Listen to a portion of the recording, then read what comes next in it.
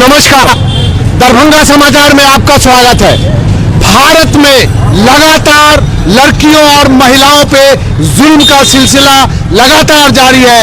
मनीषा के साथ यूपी में 5 अन्य घटनाएं और अब बिहार में जो घटनाएं वैशाली में घटी हैं, गुलनाज के साथ घटी हैं, जिनको जिंदा जला दिया गया और अभी तक प्रशासन खामोश।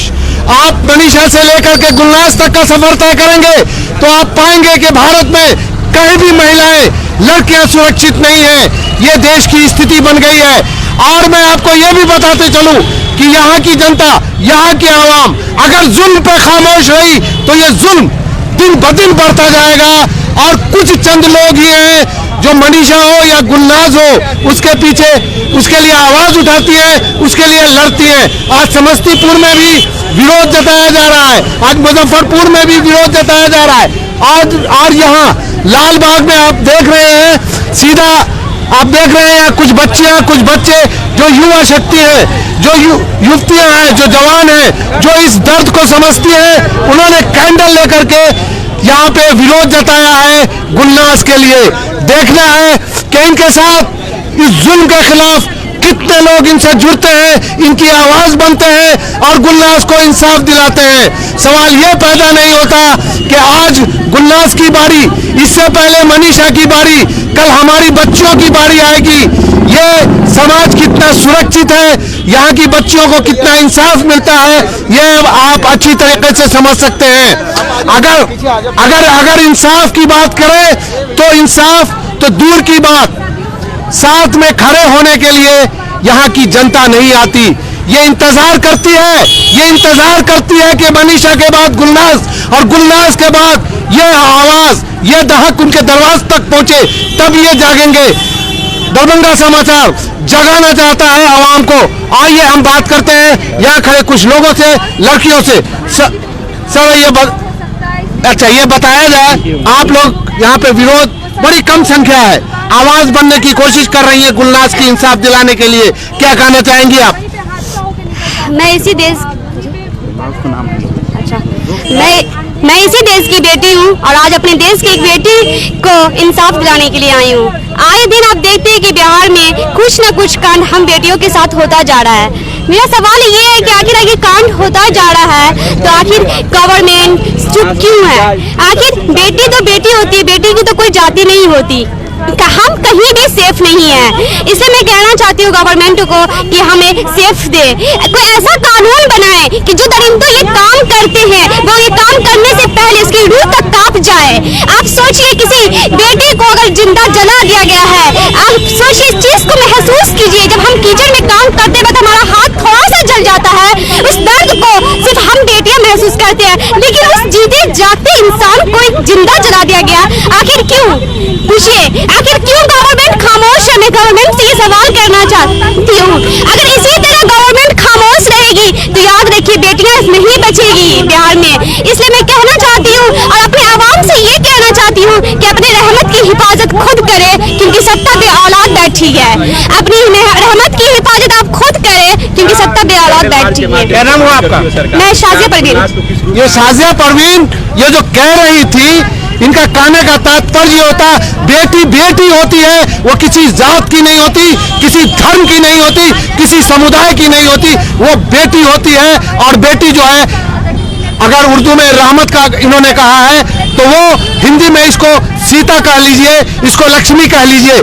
तो ये बेटी किसी की नहीं है, बेटी समाज की है, बेटी देश की है और बेटी की रक्षा के लिए सबको आगे आना होगा। और इसके इंसाफ के लिए कोई फास्ट ट्रैक जो का गठन किया जाए जिससे बच्चों को इंसाफ मिल सके। सर आप कैंडल लिए हुए हैं, क्या कहना चाहेंगे गुलनाज के बारे में? गुलनाज का बहुत गलत स्थिति है सर, इसके लिए हम लोग को आवाज उठाने की बहुत जरूरी है। ऐसे रहेगा तो सरकार भी चुप्पी साधे हुए है, बहुत गलत हो रहा है। सुशासन बाबू क्या कर रहे हैं, बोल रहे हैं कि ये तो महाजंगल राज है। जंगल राज ही नहीं, ये महाजंगल राज है, इसको बोलेंगे हम। बहुत गलत हो रहा है, सरकार को आवाज उठाना चाहिए। नहीं आवाज उठाते हैं तो हम लोग एक हो के हिंदू मुस्लिम करके हम लोग को ये लड़ाया जा रहा है। और यही कहना चाहिए। मेरा नाम आलोक कुमार हुआ सर। देखिए ये मामला न हिंदू का है न मुसलमान का है, ये मामला है मनीषा बेटी का, ये मामला है बेटी ज्योति का, ये मामला है बेटी गुलनाज का, और ये बेटी इसी भारत की है। अगर भारत माता की पूजा करते हैं तो गुलनाज की भी पूजा करनी होगी, मनीषा की भी पूजा करनी होगी और ज्योति की भी पूजा करनी होगी, और इसके लिए आवाज बनना होगा अपनी बेटियों का। आपको जागो भारत जागो। चलिए मैं इस तरफ आता हूँ। जितनी भी घटनाएं होती हैं, जितनी भी नाइंसाफियां होती हैं, मैं आपको पहली लाइन में खड़ा देखता हूँ। आज चाहे वो मनीषा का मामला हो, चाहे ज्योति का मामला हो, आज गुलनाज का मामला है, आज सबसे आगे पहली सफ में आप खड़ी हैं। क्या कहना चाहेंगी? सर सबसे पहला मैसेज जो है वो मेरा सोसाइटी को है। ये सवाल घर से उठता है कि आप हमारी बेटियां प्रताड़ित क्यों हो रही है, धारणा क्यों नहीं खत्म हो रहा है। ये धारणा आप घर में पहले तोड़ेंगे। बेटी बेटों के बराबर है, बेटी बेटों से कदम मिलाकर चल रही है। ये बात को आपको समझना पड़ेगा और मानना पड़ेगा। घर से निकलते ही हम समाज पे आते हैं। समाज में लोगों को सोचना पड़ेगा कि एक एक बेटी का रक्षा उनकी जिम्मेदारी बनती है। हम सड़क पे चलते हैं लेकिन हमारे आसपास इतने लोग होते हैं, फिर भी हम अपने आप को महफूज नहीं समझते हैं। ये किसकी कमी है? ये समाज के लोगों की कमी है। सिर्फ हम लोग सिस्टम और गवर्नमेंट को दोष नहीं दे सकते, इसमें दोषी हम आप सब है। अगर हम लोग कुछ देखते हैं गलत होते हैं उसको नजरअंदाज कर देते हैं, लेकिन वो नजरअंदाजी अब नहीं चलेगी।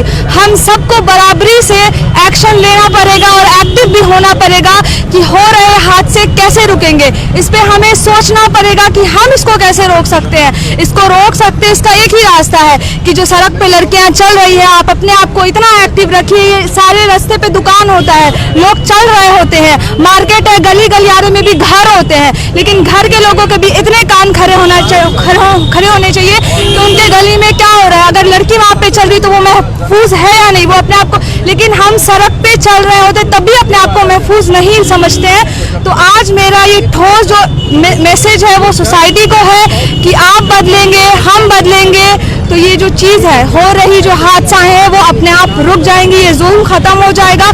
उसके बाद सिस्टम को भी मैसेज है कि आप एक्टिव हो लड़कियों पे। सरकार को मैसेज है कि आप ऐसा ठोस कानून बनाएं। हमें एक ऐसा ठोस कानून चाहिए जिससे लड़की सड़क पे चलते हुए अपने आप को महफूज समझे कि हम चल रहे हैं, बराबरी से चल रहे हैं, साथ पढ़ लिख रहे हैं, लेकिन हम अपने आप को महफूज नहीं समझते हैं। हम पढ़ते हैं, डर डर के पढ़ते हैं, आप नारा देते हैं बेटी बचाओ बेटी पढ़ाओ, लेकिन बेटी पढ़ तो रही है लेकिन बेटी डर रही है। इसलिए आप ऐसा कानून बनाएं कि बेटी डरना छोड़ दे। क्या नाम हुआ? सबा परवीन। सबा परवीन, अभी इनसे हमने बात की, इन्होंने एक बड़े पते की बात कह दी कि ये समाज जो है संवेदनहीन हो चुका है। इन 50 लोग के भीड़ में बेटियां चलती होती हैं, चंद मवाली गुंडे उनको छेड़ते हैं, लेकिन वो समाज सोया होता है ये सोच के कि चलो ये मेरी बेटी नहीं है। भाई ये सभा का कहना है ये बेटी है, सबकी बेटी है। आप संवेदनहीन मन बदलो, आप संवेदनशील बनो। ये बेटी है, वो किसी की भी बेटी है, वो आपकी बेटी है। आपसे जब तक संवेदनहीनता खत्म नहीं होगी, समाज संवेदनशील नहीं होगा, बेटियां सुरक्षित नहीं होंगी। आप क्या कहना चाहेंगे? मैं यही कहना चाहती हूँ कि ये भेदभाव क्यों है। मैं ये कोई गुलनाज के लिए नहीं खड़ी हूँ, मैं आवाम की हर बेटी के लिए खड़ी हुई हूँ। ये भेदभाव क्यों? अगर आज आप लोग अपनी जैसी बेटी बहन को इज्जत देते हैं, उसी तरीके अगर समाज में हर माँ बहन बेटी को इज्जत दीजिएगा तो ऐसा कोई कांड नहीं होगा, रेप नहीं होगा, मर्डर नहीं होगा, दिन दहाड़े जलाया नहीं दिया जाएगा। बस आप लोग ये सोचते हैं कि हमारी बेटियां तो नहीं है, बस ये कह के चुप हो जाते हैं, हमारी बेटियों को इंसाफ नहीं मिलता है।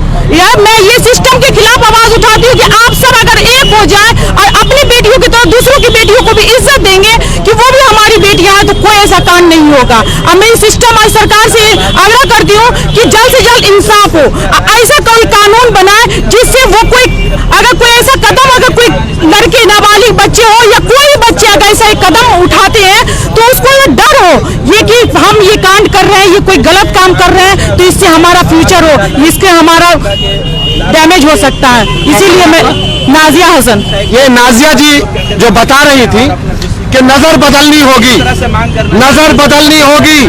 जात पात धर्म से उठ करके आपको ये नजर रखना होगा कि सड़क पे जो बच्ची चल रही है वो मेरी बेटी है, वो समाज की बेटी है, वो मेरा अंग है, वो मेरा हिस्सा है। वो किसी धर्म की, किसी जाति की, किसी मोहल्ले की बेटी नहीं है। वो गफूर की बेटी नहीं है, वो रामेश्वर की बेटी नहीं है, डिसोजा की बेटी नहीं है, ये भारत की बेटी है। नजर बदलिए और बेटी के आगे पीछे सैकड़ों लोग होते हैं, एक आवाज उठेगी, सैकड़ों आवाज उठेगी। बेटी की आवाज बनिए और इंसाफ दिलाने में आगे आइए, ये कहना था इनका। चलिए कुछ पुरुष लोग भी हैं, पुरुष से बात करते हैं। मनीषा, ज्योति और अब गुलनाज, आए दिन अगर अखबार पढ़ा जाए तो कोई दिन ऐसा नहीं होता जब बेटियों पे जुल्म और अत्याचार नहीं होता। आप चंद लोग यहाँ पे खड़े हैं, आप उन समाज के ठेकेदारों को क्या कहना चाहेंगे जो इस जुल्म पे चुप और खामोश है, सिर्फ वोट लेने के लिए घर से बाहर निकलते हैं? सवाल आज गुलनाज का नहीं, सवाल आज मनीषा का नहीं है, सवाल इस देश की हर वो लड़की का है जिसे हमने अपनी बेटी माना था, हमने अपनी बहन माना था। इस समाज को ये सोचना होगा कि ये बेटी हमारी ही रहमत है, हमारे ही घर की गीता और सीता है, लेकिन ये समाज सोचने को नहीं तैयार है। समाज ये चाहता है कि सरकार सिर्फ कानून बनाए। ठीक है, इस देश का कानून लच्चर कानून व्यवस्था है, व्यवस्था यहाँ की बहुत चौपट है, लेकिन व्यवस्था को सिर्फ हम ये नहीं कह सकते कि व्यवस्था ही खराब है, कानून ही खराब है। असल में हमने ये सोच लिया है कि ऊपर से कुछ काम हो, काम नीचे से करना होगा, सोच हमें बदलना होगा। सोच क्या बदलेंगे हम? तो आज हमारा पूरा देश, पूरा समाज नशा से भरा पड़ा है। हर चौक चौराहे पे नशों के अंबार भरा हुआ है और वहाँ हम नशाखुरानी की तरफ बढ़ते जा रहे हैं। नशा जो है हमें इस तरह की प्रवृत्ति की तरफ इजहार करता है, बढ़ाता है, हमें जो है इस चीज़ की तरफ रागिब करता है। इस चीज़ को देखना समझना ये जो है हमने समाज में ये समझ लिया है कि बहुत ही सीना चौड़ा करने वाली बात है, ये नहीं है। लेकिन साथ साथ हमें अपनी बहनों को, हमें अपनी बेटियों को आत्मविश्वास दिलाना होगा कि तुम इस समाज की बेटी हो, तुम इस समाज की लीडर हो, तुम्हें आगे बढ़ना होगा। क्योंकि आप देख रहे होंगे कि इस पूरे विराट प्रदर्शन की जो लीड कर रही हैं वो हमारी बहनें और बेटी कर रही हैं। तो ये जो समाज में आत्मविश्वास, हमारी बेटियों का आत्मविश्वास कौन पैदा करेगा? आत्मविश्वास पैदा हमारे समाज के लोग करेंगे, ना कि सरकार करेगी। हमारा सवाल सरकार से नहीं है, हमारा सवाल समाज से है कि समाज कब जागेगा, समाज कब सवाल उठाएगा कि कब बदलेगा ये देश। ये सवाल हम समाज से करते हैं, समाज को आगे बढ़ना होगा। और साथ साथ हमें मवालियों के उन अड्डों पर भी बार बार जाके ये बताना होगा कि हम समाज की बच्चियों, समाज के लोगों की अच्छाई के लिए खड़े हैं, तो मवालियों के साथ नहीं खड़े हैं। मवालियों को बदलना होगा, ना कि सरकार को बदलना होगा। साथ ही अमानुल्लाह, रूट काउज ये जितनी घटनाएं घट रही हैं इसके पीछे के कारण क्या है? बेरोजगारी बढ़ चुकी है, चरम सीमा पे है, बच्चे फ्रस्ट्रेशन में हैं, नतीजतन वो नशा के आदी होते जा रहे हैं, इंजेक्शन ले रहे हैं, गोलियां ले रहे हैं। दरभंगा समाचार ने कुछ दिनों पहले वो अड्डा दिखाया था जहां इंजेक्शन की भरमार थी, जहां टैबलेट की भरमार थी, जहां कफ सिरप की भरमार थी, और वहीं से पैदा होती है बदचलनी, बदकिरदारी, और वहीं से पिसती हैं बच्चियां। तो प्रशासन को इस पर भी काम करना होगा कि ये जो नशे के आदी हो चुके हैं, जो चौक चौराहों पर चलती हुई बेटियों पे हमला करते हैं, इनको भी खत्म होगा। रूट काउज जो है ये नशा है। नशा तो बंद हो चुका, इंजेक्शन सरेआम मिलता है, टैबलेट सरेआम मिलता है, लोग इस्तेमाल करते हैं। चलती फिरती बच्चियों पे वो ताने कसते हैं, उनको छेड़ते हैं, उनको मारते हैं, उनको जलाते हैं। तो रूट काउज ये है। और आप देख रहे हैं मेरे पीछे वो बच्चियां खड़ी हैं। सबसे पहले इन बच्चियों को आप देखें, इन मासूम चेहरों को देखें। क्या इसमें आपकी बेटी नजर नहीं आती? क्या आपको इसमें सीता नजर नहीं आती? आपको इसमें गीता नजर नहीं आती? क्या आपको इसमें सिर्फ फातिमा नजर आती है? तो आप अपने आंखों का चश्मा बदलिए और देखिए गौर से, यही सीता है, यही गीता है, यही फातिमा है।